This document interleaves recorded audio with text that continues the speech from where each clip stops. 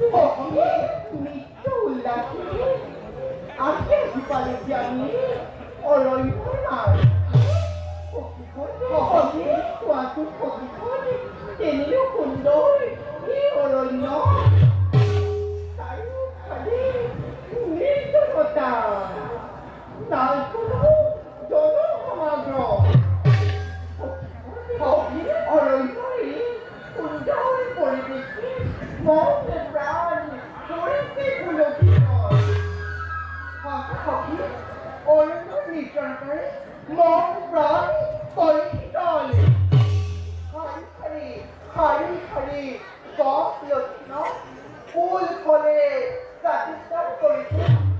অৰণ্যৰ সৌন্দৰ্য হোৱা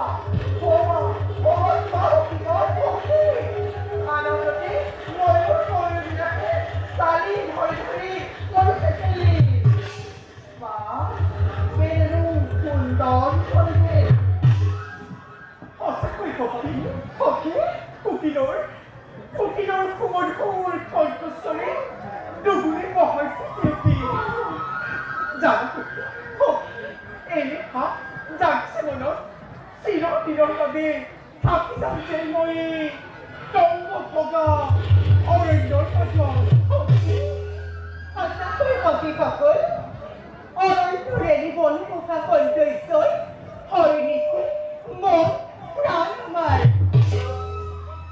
নামো ৰঙীন ফুলৰ সুগন্ধিয়ে আত্মসাগৰ কৰিছে কীৰ্তন এই অৰণ্যৰে সৌন্দৰ্যতাৰ মাজতে বিলীন কৰি দিলে আৰু গুণগুণ শব্দৰে ভোমোৰাবিলাকে কেনেদৰে ফুলৰ মৌচুমে আনন্দৰে যাকে উৰি পখিলা আপোন মনে কৰিছে বিচৰণ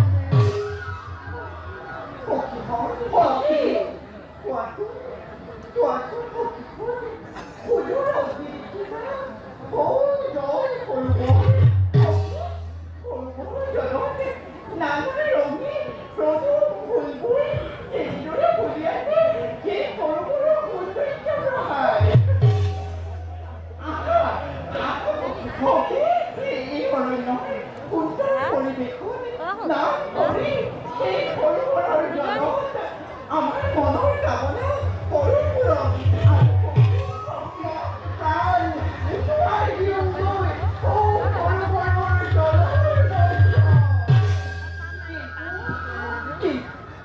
কিন্তু সখী